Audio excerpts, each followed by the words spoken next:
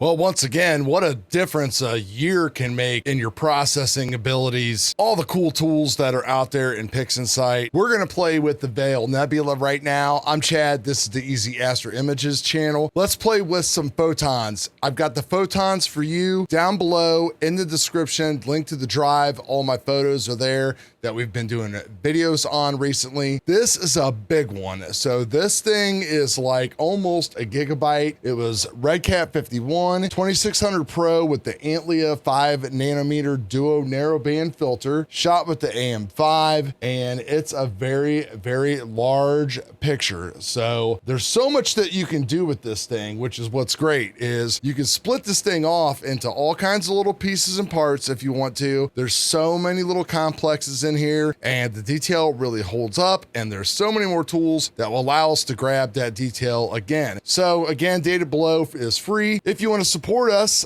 all of our stuff's free, but we do have channel memberships thanks to my members, which I will display their names right now. And then a big shout out to all the people that are making this kind of stuff possible right now. Franklin at SETI Astro, really hooked on Sky Story right now, watching all his videos, playing a little bit with the old Affinity Photo. That's it though, let's get to it. Right here is kind of one of my first passes I've just done, HOO. Feel free to do any kind of color modulation that you want to do on your image. Here is the main image that we have. I'm going to put chapter links down below in the video description as well.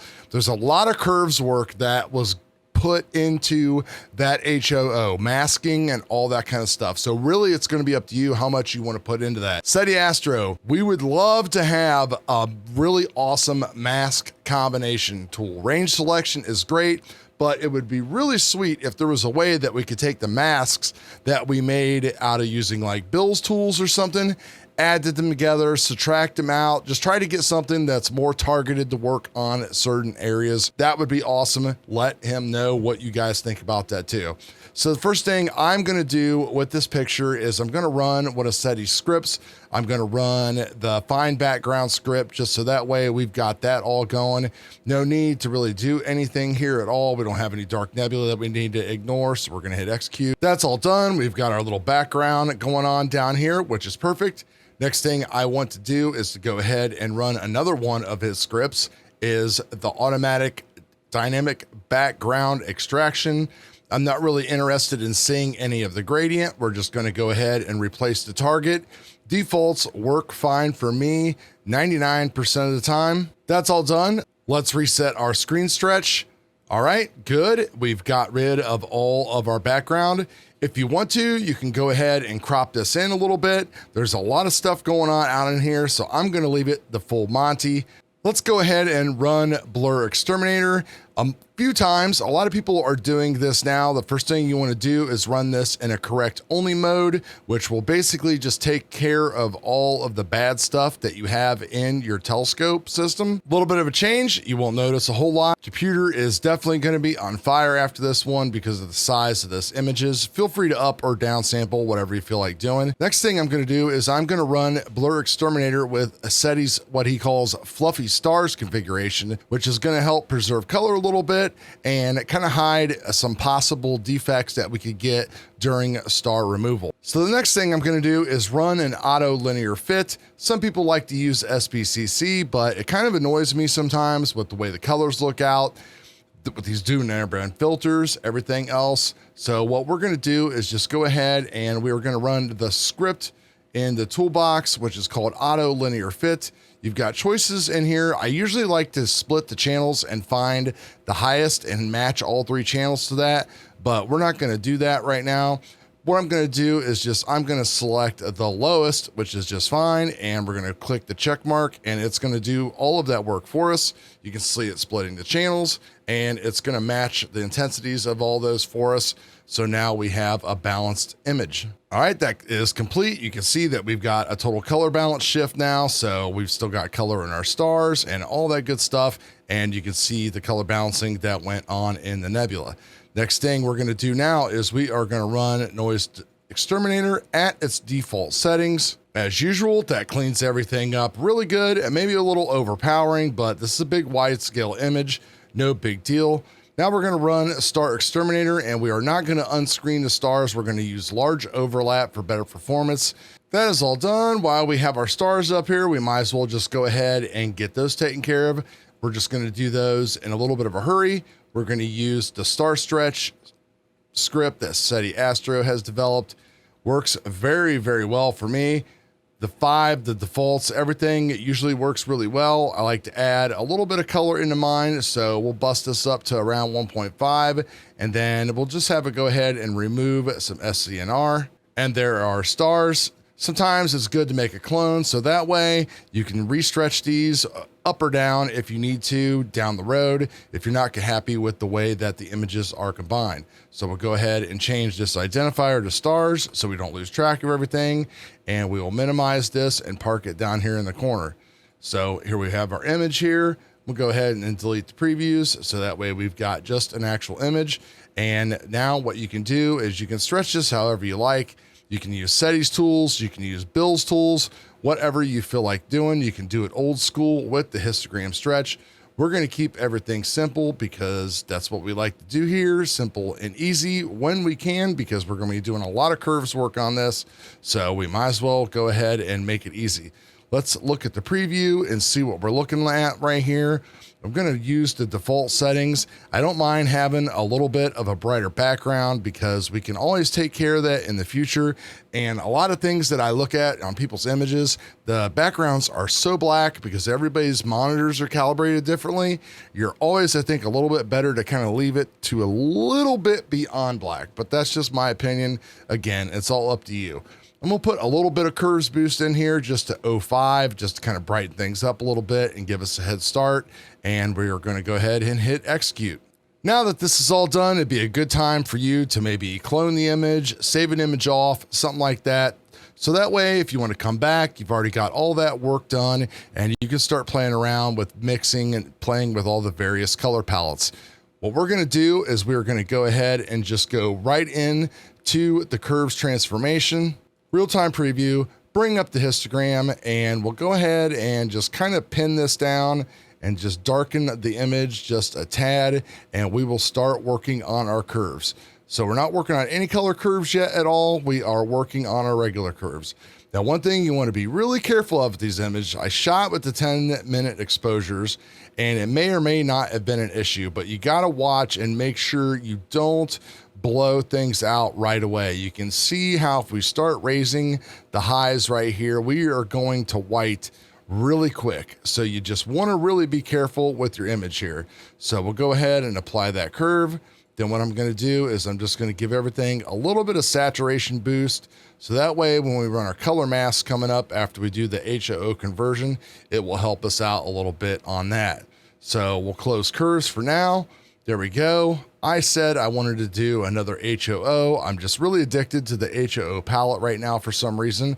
I don't know why, but if you wanted to do something was a little bit more true color, you could just do some SCNR to take out some more of the green, and you'd be left over with that beautiful red and blue that is in the Veil Nebula.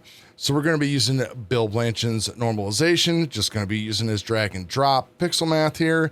You can use the process if you would like, but this works just fine.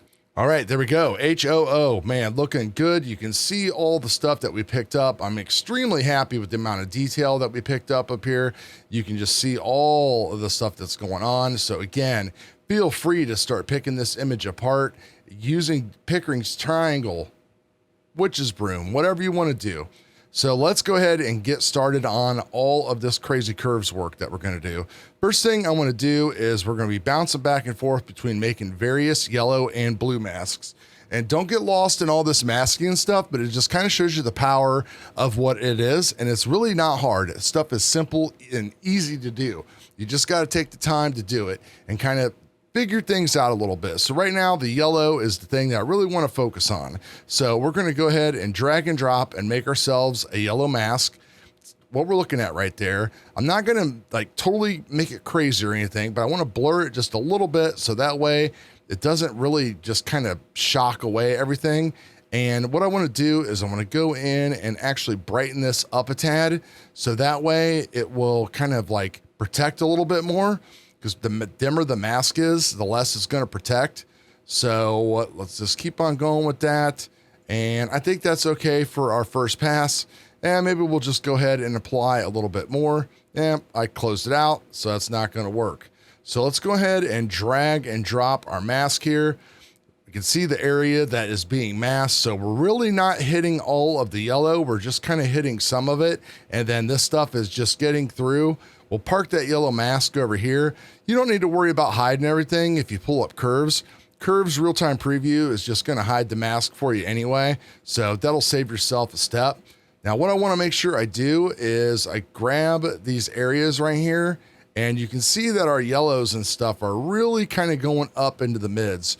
So I want to pin that down right there, and I want to start basically trying to pop out a little brightness out of that yellow.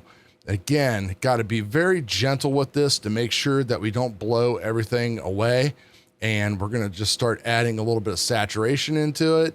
And feel free to add, obviously, to your image, as much saturation into this as you would like to, because you just cannot, in my opinion, get enough or do these HOO images wrong at all. They all just look just fantastic. So I'm constantly looking here, looking for a nice golden yellow, which I think we're at right there. And we'll go ahead and apply that, and then we'll get rid of this, close that down, and we're going to delete that mask because we're going to basically create another one down the road. So let's go ahead and now create a blue mask, and we're going to just drag and drop that right onto the image. And we're going to do the same thing. So you can see the blue mask has got all that blue in there. It's not super detailed. I think this time I'm just going to, again, just do one little blur on it. That's going to dim it a little bit. Come back into curves and then open the real-time preview.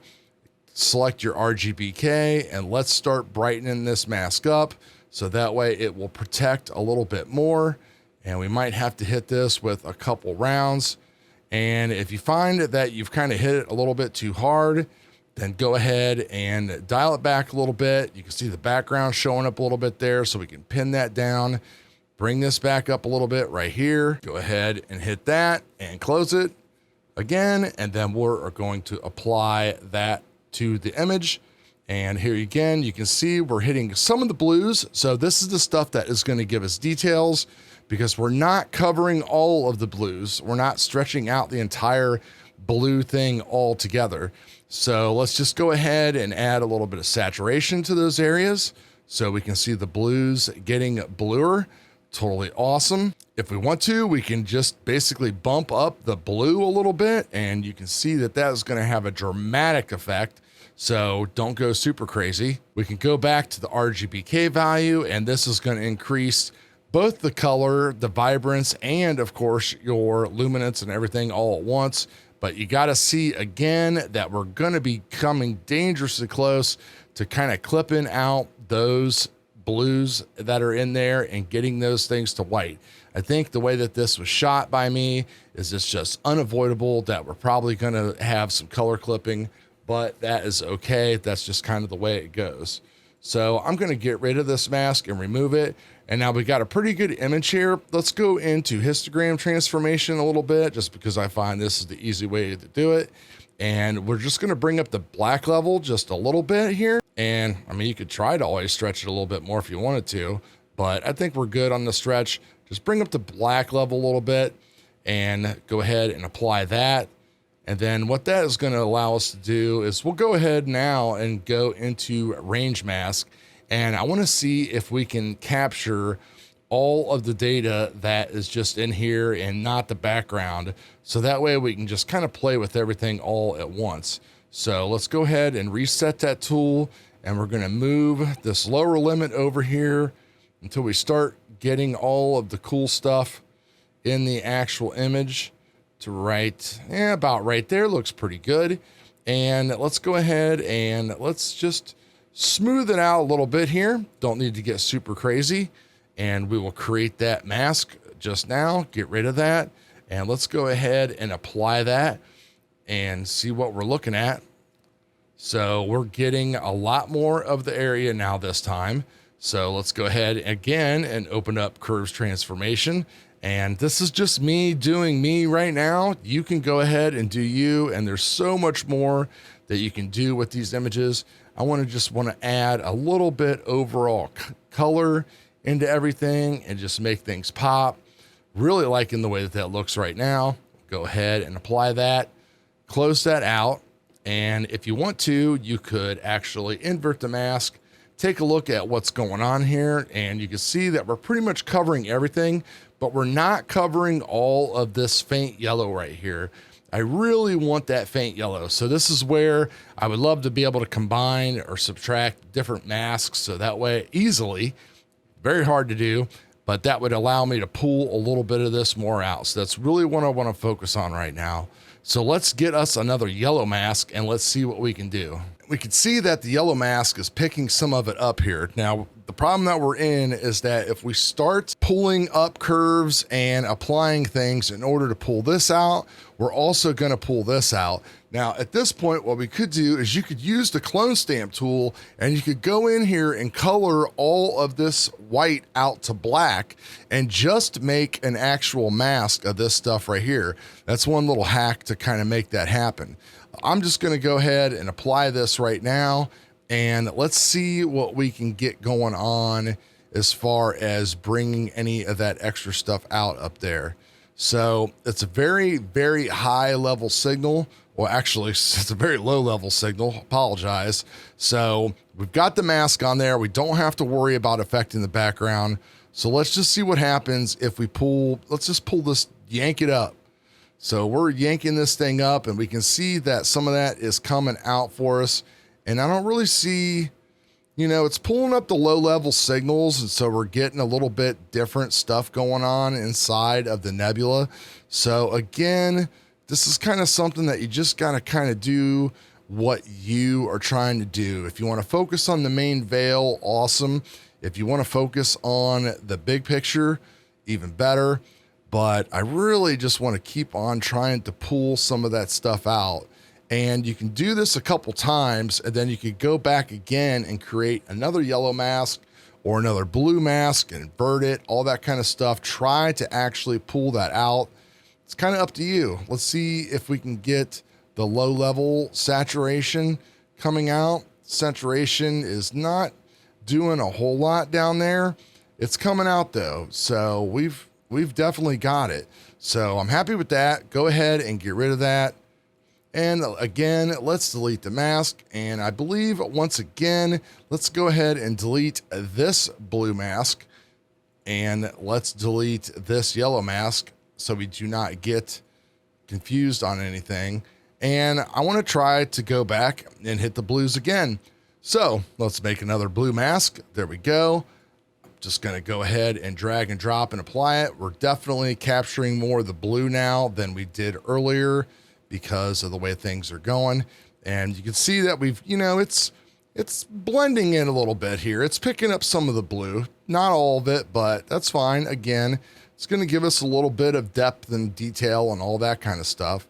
So let's go and focus on this blue right here, which is kind of right there in the middle. So what happens if we pull up the saturation? We can see that that's getting bluer. What's going on with the rest of my nebula? Working on these wide field images is definitely a little bit more challenging. I guess that's okay. I don't really have a problem with that. And let's go and apply the histogram here so we can see what we're working on. It always makes things easier. I don't want to pull these anymore. So let's put a point right here to hold that down. And let's just drag this up right here from the bottom and see what that does. It's giving us a little bit. So we'll go ahead and just stop it right there. You kind of got to know when to say when, and enough is enough. And we don't want to make this video forever, but I'm pretty sure you guys get the idea. The power of masks, going back and forth multiple times. Just don't make one mask, do your work, come back and forth, because each changes that you make to that curve tool is going to change your mask. So if we zoom in on the image here, we're still looking pretty good. I think I did a better job this time of controlling things so we don't get all super blown out. Now, at this point, I would probably maybe try my little luminance trick where I separate out the luminance, blur this out, reapply the luminance over top of it. I've done that in a few other videos. Maybe we'll make a separate video about that down the road so that way you can see how that goes.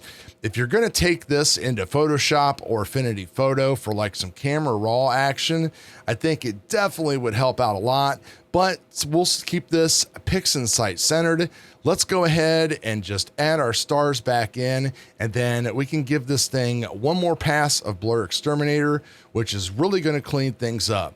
I've also tried to use the HDR multi-scale transform tool, and you can use that with a mask and try to blend and recover the details that are going on by changing the different structure sizes and everything else. But I think that it's a little bit heavy-handed that a tool like Camera Raw or Develop Mode in Affinity Photo would definitely be the way to go. So we're gonna go into Jurgen's little toolbox here. We're gonna combine images. You can add your stars back in however you want to. Some people like to do it this way. Some people like to use the pixel math. It's kind of up to you. And we'll go ahead and hit stars.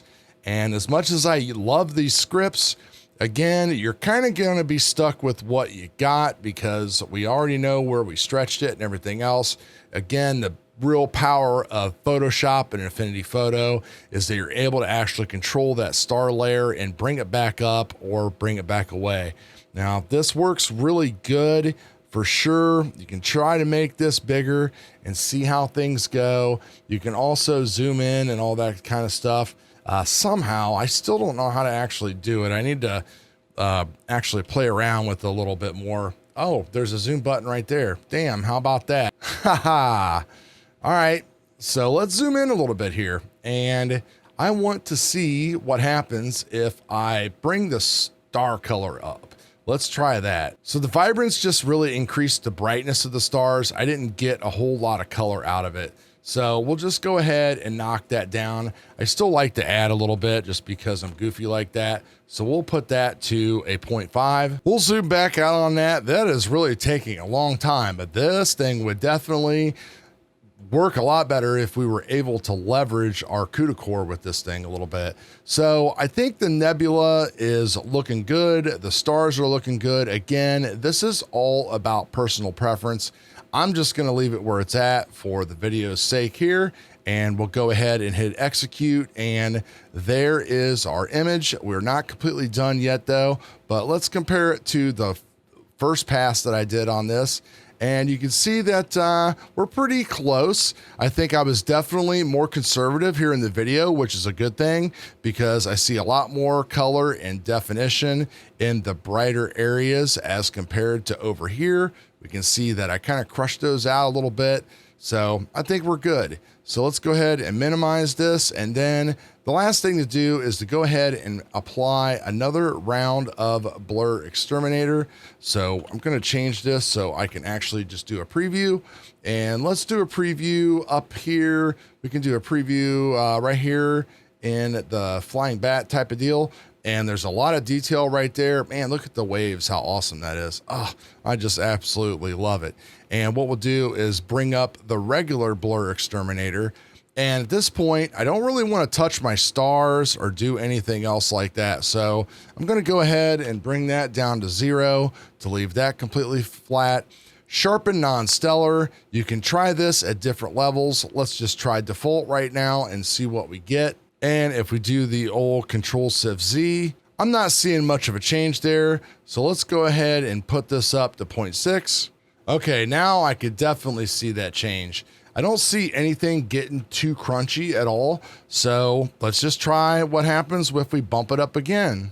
Again, our stars look okay. I see the detail changing here dramatically. Might be hard to come through on YouTube, but I don't see anything bad happening at all outside of our image. So let's just go a little bit further. Maybe it was starting to fall apart a little bit, might be too aggressive. We'll just go ahead and back that down to a 7.5 and apply it. And there we go. That is our image. Everything looks really good. Turned out just wicked. There is so many cool details inside of here. extra little wisps that I picked up. This has got 9.5 hours of integration on it again, 10-minute subs. Man, and you can see those extra passes of BlurX Exterminator, just how cool they are. I mean, you know, you can just play with this image forever. There is so much area for you guys to play with. We probably could crop it in a little bit so that way we can just focus a little bit more on the detail, kind of speed things up. That's all right. Been playing with this HOO, like I said. Take a look at this Soul Nebula I was working on. I really like the way this looks. It's a contrast to the other one. You can see that the colors, we've got multiple different colors in here. We were able to create different shades of blue, different shades of yellow, and different shades, of course, of the gold and everything. And the image color all across is a little bit flatter. Could just be the way it was shot, the brightness, the intensity of the object. Maybe we'll play with that one later, but you can see here, we went for definitely a more punchy type of a feel, and I hope you guys liked it, and I hope you play with this data.